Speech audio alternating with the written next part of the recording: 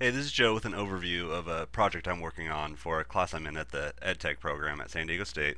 And basically the project is to create an e-learning class of any topic that includes some kind of synchronous online session where I'm meeting in person, well, not in person, but online with learners at the same time.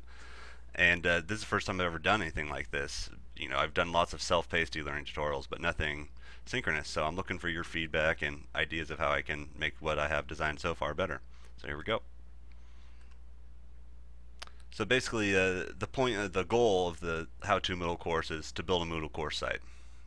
That's what they're coming in with. Their goal is to learn how to build a Moodle course site, and they're actually going to build one in the class and leave with a product that they can use back at work or at their school. So basically, the course structure is mainly going to consist of the project. You can tell here by the scale, it's heavily project-based with a little bit of online meetings sprinkled in. So this session I'm talking about now is just the introductory online session that's basically going to kick things off. So there'll be an online session at the beginning and at the end and in the middle, but most of the time they'll be on their own creating a project. So for this online session, the agenda is to introduce learners to Moodle. Many of them might not know what Moodle is coming to the class. They may have never used it. They may just have somewhat of an idea of what they want to use it for.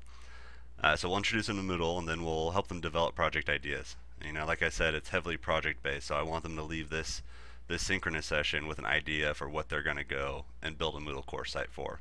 What are they going to leave with?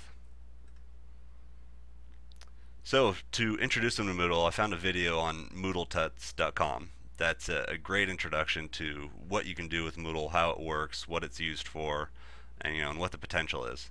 So I'm hoping with this video they'll start to get the wheels turning on what they want to do for their project when they can see, what you can do with it. So I'm not going to play the video now, we'll skip ahead.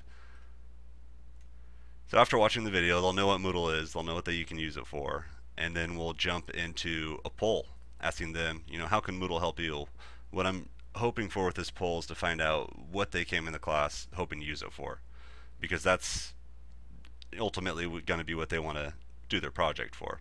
So I'll put up a poll with the web conferencing software I'll be using. I'll be able to poll the class and ask them whether they're going to be using it for a K through 12 course site, for some kind of corporate training project, or something completely different.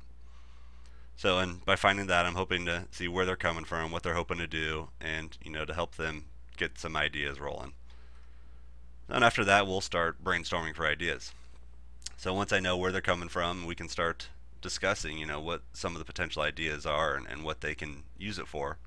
And what we'll do is, using a whiteboarding feature on the web conferencing software, is I'll have the course participants type in their ideas using the chat feature.